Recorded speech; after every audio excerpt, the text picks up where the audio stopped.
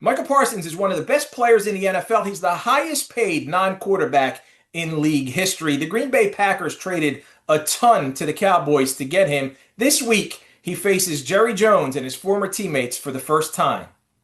Micah, obviously it's a big week for you, going to be an emotional week for you. How do you channel that? How do you when you go out there make sure that you're taking care of what you got to take care of? You know, um, for me, I accepted my fate weeks ago when the trade happened. So for me, it's just all about playing another game and just doing what I do best, and that's just be a disruptive football player. I think the media and the fans are trying to blow it up to be such a big thing, but I just look at it just another game at AT&T.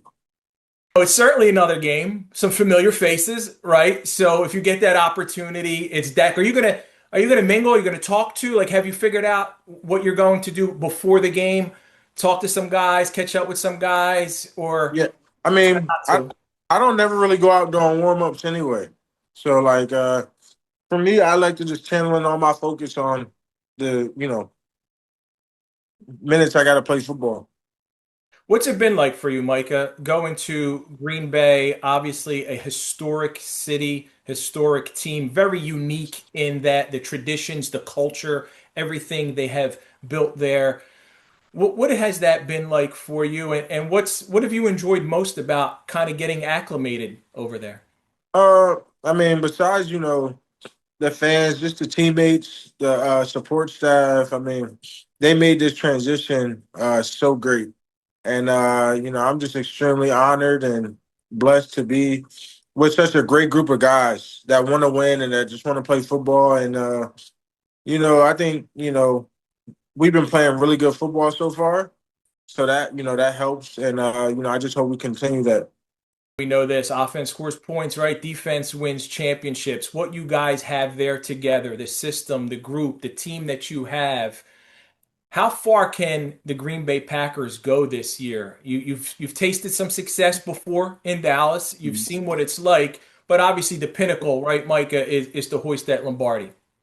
Yeah, I mean, I think every team, like, you'll be dumb to say that you're obviously not everyone's trying to chase that Lombardi. I mean, that's what makes it so special. It's only one champion every year. Division champions don't matter. You could go to divisional, it doesn't matter. It's all about getting to that big game, that big dance, and winning it all. So obviously, that's in behind, and that's in the back of everyone's mind is how do we get there? And because there's just winning every week, just one at a time. Coming and putting the best game plan, focus, locked in, just getting all the details done one week at a time. And that's the challenging part. Enjoying and loving the process, and you just gotta stay committed through the long season.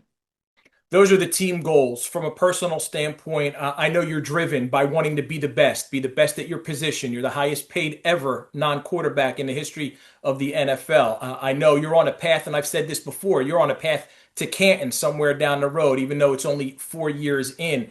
How much does all of that stuff motivate you to be that guy? I think me myself, I have to have that drive inside. Like I think that's like I think chasing greatness is all a part of it. And if you're not chasing it, you're not just wasting your time. So I look at this game a little bit differently. I say that I'm blessed to play with these great players that's in this league because I would say they're like idols. You look up to them and you see the success they have, and you like, man, I want to reach that same success. And then you look at the past great guys, that come in and they work hard, and you see their process, and you say, how do I obtain that success? And I mean, obviously, everyone wants to reach Canton one day, but that's the hard part. You got to do it consistently for a long time. So you got to look at like how did these guys sustain that for such a long time? So for me, I would say, me personally, I had a great start, but I would say each year I've gotten better. I gotten smarter. I got wiser, stronger. So I just got to keep having that will to want to get better and put my best foot forward every year.